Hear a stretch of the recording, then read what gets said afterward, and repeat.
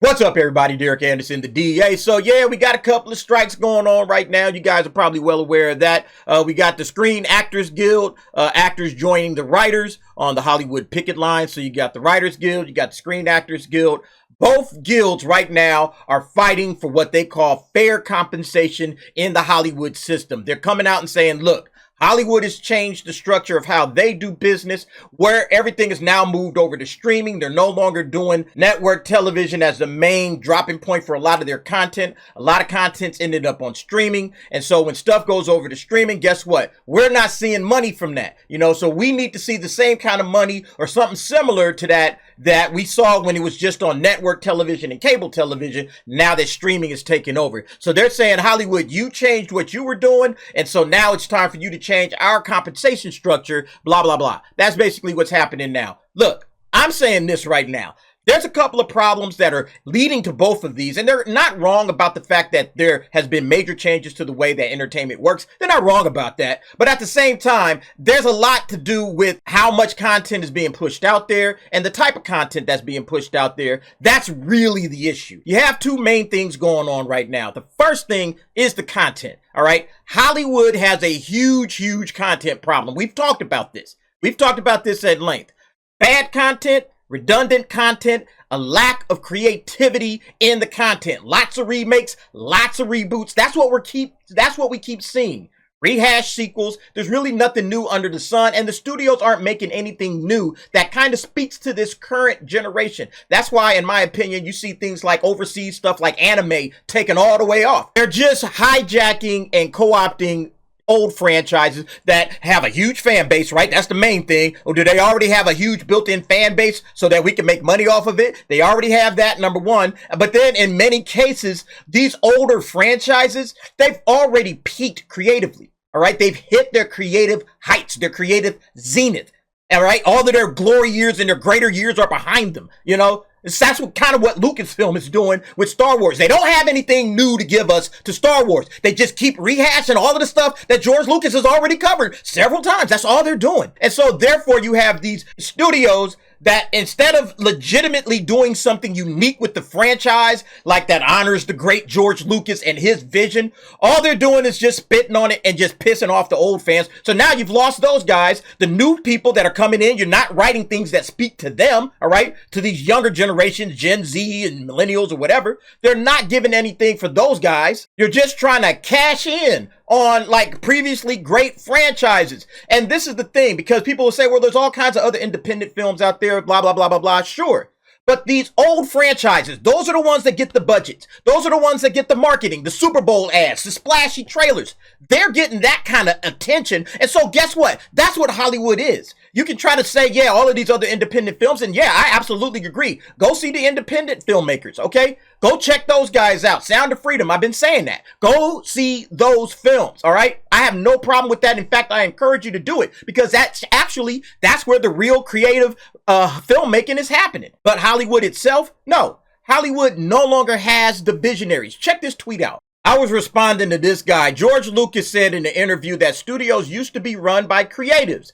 Then corporations took over. They make the same movie over and over again. It's time for creatives to ditch corporate Hollywood and create something new. Exactly. That's what I've been saying. Somebody gave me grief in the comments. I can't remember who. Well, it's like, well, it's hard for, Hollywood to, ditch itself. These people have jobs and money and blah, blah, blah, blah, blah. Listen, I understand that. Okay. But if you're going to go into bed, like I've always said, when you eat the woke pie, you eat the whole fucking pie. If you got to deal with corporate Hollywood because you're a creative and you don't know any other way, well, damn it, that's your problem. Okay? There's creators out there that are independent that are going and getting it done without Hollywood. All right? They're getting it done outside of the mainframe. And if you can't figure out how to do that, if you can't at least just look, okay, let's see what this guy did, and I'll try to do something similar, damn it, that's your fault. You want the security and the safety of the system. Some people want to work outside the system. Don't blame them. Don't get mad at me for pointing out that you have an option. You have an alternative to do something different. Don't get mad at me. I'm just the messenger. I'm just saying, hey, there is an opportunity if you're a writer to go and write a novel. You can write a novel. You can go out there and see if you can make a living. There's other people legitimately doing that right now. All right. I'm in groups of authors that have absolutely made their name for this. Okay, they're doing great. They're making millions of dollars a year as authors. Okay, so don't tell me it can't be done. It can be done. You want the security and the safety of the system, and that's fine. But then you gotta eat the whole pie. You gotta eat the whole pie. Don't talk to me about it, okay? Eat it all right? Deal with Hollywood, deal with these greedy corporations, deal with it, or go solo. Figure it out. It's up to you. So yeah, this last sentence right here is so true. It's so true. You just got to ditch the corporations. You got to figure out how to do something on your own. It's risky. Hell yeah, it's risky. All right. But if you're in it to win it, and if you're a balls to the walls person, you're going to figure that out. Okay. I have nothing but confidence in you guys. You guys can get it done. You just got to be willing to take the plunge. It's not going to be easy. All right. It's simple in idea. It's difficult in execution. But it can be done. But look, let's talk about this first part, because this is the problem with Hollywood, okay? This is the problem with Hollywood. Studios used to be run by creatives, and then the corporations took over. When the creatives run the show, you get a lot of creative energy, you know, stuff that you would watch that would actually boggle and astound your mind. Like, oh man, how did they pull that off? You know, like George Lucas with Star Wars. Oh my goodness, how did he do that? You know, or you get interesting characters, you get interesting stories, and it actually becomes inspiring. It becomes its own feedback loop because their creativity inspires the creativity out there in the marketplace. And then all of these other guys start thinking, oh man, I want to do something like this guy did. Like I say, one of the most inspirational filmmakers for me is Sam Raimi because of Evil Dead. And it was like, damn, this dude went out there and made a film. How did he do this? How did he do that? And you're just sitting there watching the film and you're trying to pick up on stuff. And I'm like, that was a film that was unique. It was different. And it was something that spoke to me even as a little kid. And it continues to speak to me today. I love Sam Raimi's style of filmmaking. But when you just corporatize everything, yeah, then the problem becomes you've lost everything. Okay, it's just corporate schlock and you're losing your audience because they don't have confidence that you're going to give them anything unique, different, or inspiring. You're just going to give them some content. Go watch our content, please, and pay up at the door. That's all you're getting. All right. And it's nothing that's interesting to you. Listen. Let me say this. There's nothing wrong with popcorn entertainment. Nothing at all. But you can see what it's done to entertainment, right? With Hollywood entertainment, you can see what it's done. It's left us pretty much with what this guy is saying right here, where he says they make the same movie over and over again, right? They just find whatever is working in the marketplace at a given moment, right? And then they just go, they hit Control C, and then they go over to their studio and they hit Control P. That's pretty much what you're getting with Hollywood these days. And this is the thing. This is what it's led to. When it comes to Hollywood, this is what it's led to. I want you to think about this. Every creative, every actor, writer, director, you name it, okay? Creativity is a matter of expression, self-expression. I want to put something of myself expressed through this artwork, through this creative form. Be it, you know, writing. I want to be a writer, so I want to write something that expresses, you know, some creative part of myself.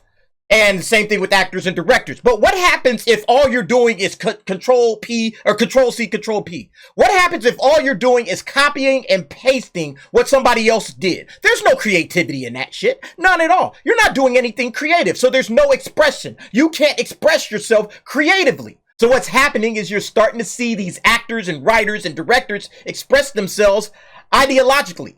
Okay, they're pushing ideology in your face because they can't do the creativity because, again, all it is copy paste. They can't do anything creatively in this copy paste Hollywood world. So, I know what I'll do. I'll use my creative expression and I'll substitute it for ideological expression. So now I'll express and promote all of my nonsense. Okay. I'll educate people. I'll inform people. You know, I'll promote my ideology, my way of life, how I think the world should be. No, I've stopped entertaining. All right. I don't care about entertainment anymore. You can see that right now in Hollywood. They don't care because they're not able to do anything creative in the Hollywood system. Hollywood is all about money. You can't do anything creatively in that. So the real creatives, the people that actually have something to say, unique and different from a creative standpoint, again, not from ideology, but from creativity, they're getting out of the system because they see the system is like, look, I can't create in this mess.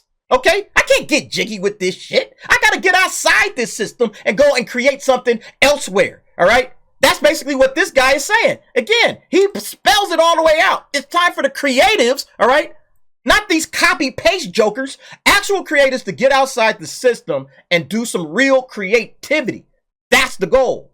And with that, you have a dissatisfied customer base with entertainment. People are more and more dissatisfied or growing dissatisfied with the entertainment options that are available out there, right? And so this brings on the second part of this problem. I said that was the first problem, the content. The second problem is the bigger issue. It is the biggest concern. It's the reason why I think Hollywood is on strike right now at this moment. This is on the Motley Fool. Average monthly spending on entertainment, $297. Let's just round that up to $300, all right? And they say that's about 5% of the monthly budgets that Americans spend on entertainment. This is in 2021, adding up to about $300 a month. Okay, and that's your streaming services. That's going to the movies maybe once a month, or however, you know, maybe that's buying a new video game because that's entertainment, all right? Or your toys and your hobbies, whatever you would consider entertainment. On average, you're spending about $300 a month. Here's my thing.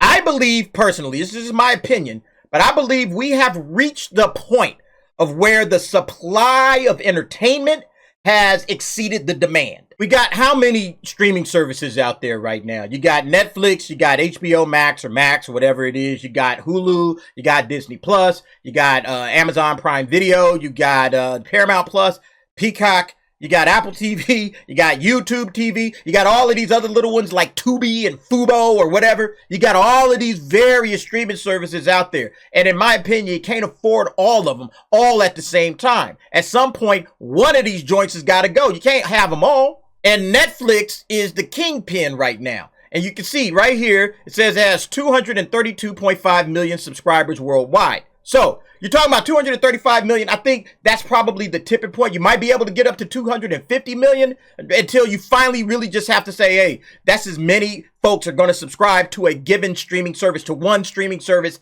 at a given time. But not only that, you only got so many streaming services, not only that you can buy, but you only got so much you can watch. There's only 24 hours in a day, right? You can only watch so much of this stuff. So you have all of this content that's out there. It's proliferated. It's way too much content. That's what I said. The supply of entertainment is starting to exceed the demand because there's so much you can do, so much you can watch. Video games, you can have your streaming services, you can go out to the movies. You got network television to do, right? You got your toys, your hobbies, you got all of this entertainment that's available to you, right? There's never been a better time to find something, but it's almost like there's too much of it, you know? And I had pointed this out to a friend of mine. This is the numbers for the domestic yearly box office. And obviously we know that the box office, this has been going up over the years, you know, starting out, you know, way back in 1977. You can see the numbers of the box office steadily rising over the years and years, you know, topping up at 2018, actually, 2018 with almost $12 billion in the domestic box office. But also you'll notice the number of releases that are out there in the box office as well. So you had 993 releases right then. But if you go way back in the day, you know, like back into the 80s and stuff, yeah, they're only releasing like 200 films a year. You know, so it's so many more films that are coming out. And it's not just the films, it's the television. Because again, what does every one of those streaming services we just got through talking about needs? It needs content. It needs original content. So everybody is making a ton of content. There's all kinds of content that's available for people to watch. And it's like, okay, how much can we really consume? There's only so many people. There's more people, definitely. There's definitely more people in the world now. But there's only so much that we can viably consume on a month by month basis. Eventually we're going to get to the point where it's like, I mean, I can't watch all of it, you know? I'm gonna have to pick and choose what's available. So the proliferation of entertainment in Hollywood and in other industries is a problem that Hollywood, again, it can't solve on its own because Hollywood doesn't have anything to do with video games. It can't tell the video game people, hey, can y'all slow down on all these damn video games y'all can make so people will come and have more time to watch our stuff? And the same thing goes. They're all competing for the same $300 of entertainment, right? Your 300 entertainment dollars, they're all competing for the exact same dollar. And so Hollywood has shoved all of this content in there. And again, they got to pay for this content. All of these writers and actors and directors, they want their, you know, cut of the profits. But it's like, well, you know, we're not seeing the returns on our investment. Think of all the box office bombs that we've seen so far this year. There's been a ton of them, a ton of box office bombs. And why? It's directly related, number one, to the amount of money that they're spending. All right, they're just spending way too much money. So again, they're not getting a return on their investment. But also number two, the proliferation of entertainment, all the entertainment that they just keep throwing out there, it leads to a dilution in the talent pool of actual entertaining people, you know, people that can actually write and direct and act. Okay, it's leading to a dilution of talent. Think of it like sports. In sports, you've had several leagues add to their franchises. Football, I remember at a point in time, there was only like 22 football teams, and now it's up to 30, all right? Or then I remember there was only like maybe 20 or 24 NBA teams. Now we're at 32. And every time they add another franchise, it just dilutes the talent, and the product gets worse and worse and worse, okay? So anytime you add too much of something, it's going to dilute the real good talent, right? The talent that we were talking about before that can't even create anymore. They can't even create. They're handcuffed. They have to do the copy paste stuff. That all leads to a worse product on the field, or in this case, in theaters or on your streaming services. The product is just getting worse and worse all the time. It's like in football, you got athletes that 30 or 40 years ago, these cats wouldn't sniff a starting lineup, okay? All right, they might be bench warmers or something, but they would never get onto the starting line. But now, oh yeah, those guys get the start. They get starting jobs, and they expect starting pay. Okay, they expect, hey, I expect to be paid like a starter. I'm a starter out here. Yeah, but you're really not that good. Doesn't matter. I'm a starter. You know what? Give me my starting pay. And it's the same exact thing with entertainment. All of these writers, they expect, hey man, I wrote SheHulk. All right, did you see that tweet? Yeah, SheHulk writer slams Disney CEO over a residual salary of only $396. This dude actually expected money for writing this trash that he wrote. That's the problem. This guy expects to be paid like a starter when he's probably not even a bench warmer. This cat don't belong anywhere near Hollywood, but yet he's here and hey, pay up Disney. Where's my bread? I need to be paid like a starter, okay? I need to be paid just like all of these other big name writers. I'm writing for a Marvel Cinematic Universe show. This show was absolute trash, but he expects to be paid like it was gold. So yeah, this dude here, he can get mad at Bob Iger all he wants to, okay? When Bob Iger says, yeah, some of y'all are being unrealistic. Yeah, Bob Iger might have a point when it comes to you, bruh. I'm just saying, he might actually have a point. He's not necessarily wrong because the math ain't mathing, especially when it comes to this stuff on Disney Plus. Disney Plus has been losing money. Maybe they should start charging these writers when nobody signs up for Disney Plus and say, hey, we're going to have to take back some of that $3.96. Yeah, we'll leave you at about $1.80, okay? Because that's all this show got us or whatever, you know? You guys are losing money left and right, Disney, I'm saying, but you still got to pay the writers as if they were making tons of money. I mean, again, the math ain't mathing. And in my opinion, we've just reached a critical mass of mainstream entertainment. We have way too much entertainment out there chasing that same little $300, right? All of these streaming services, they're all trying to fill up their services, their apps with brand new content, right? Or licensed content, so they got to pay for that. New material, right? They got to pay the actors. They got to pay the writers and the directors. They got to fill up their streaming services. All of these studios, they have to fill up their streaming services. They have to do it because they're competing with, not only with each other, okay? They're competing with the Amazon Primes and the HBO Maxes and the Disney Pluses and the Netflix. They're competing with those guys for your same entertainment dollar, but they're also competing with video games. They're also competing with the toys and the hobbies. They're competing with anime. They're competing with everything, all right? Everybody only has a limited supply. If people had thousands upon thousands of dollars, okay, yeah, maybe everybody could get paid. But since we got to narrow it down to just the best, and this is the real, here's the answer. They got to stop making so much shit. A few of these streaming services are just going to have to go by the wayside. They're just going to have to be casualties of war. They're just, hey, you know what? Paramount Plus, Peacock, all y'all going to just have to go by the wayside and start, hey, roll your shit back into Netflix. Okay, that's just the answer. And then basically you'll have, less trash content. You'll have all of these people who have no business being in show business, right? All of these starters who really belong on the bench, and then all of the bench guys who don't belong here at all. Those guys are all out. It doesn't matter if they're writers, directors, actors, you name it. Those guys are gone. Or they're working in the independent sphere and they're learning their craft and they're building their audience up over there. Okay, that's fine. They ain't worried about Hollywood. They're taking care of themselves. And now the studio, they will have less content. Like I was listening to a podcast where this guy was saying, and he was saying like Hollywood needs to get to the point where instead of making, let's say 500 items a year, they're making 400 items a year, right? And then for that additional 100 items that they're no longer making, they take the money they were going to spend on that and they put it back into that 400. And then they proliferate that through, the actors, the writers, directors, who you name it. Okay, that's where they're going to get their money from. They're going to have to start making less content. There's too much content in the pipeline. We can't watch it all. All right, we're not watching it all. And a lot of it is garbage, but they still got to pay for it. So the answer is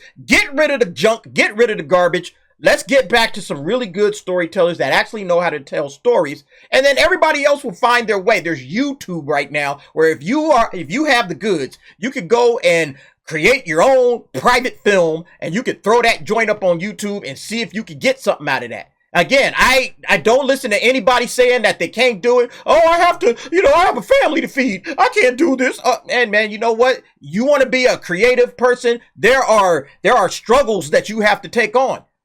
There's a risk to all of that.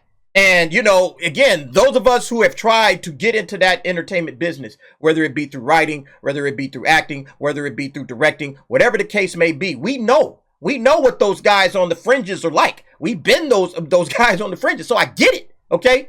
But at some point in time, it's like, okay, you know what? I got an idea for a story. It's never going to get through the Hollywood. It's never going to get through it.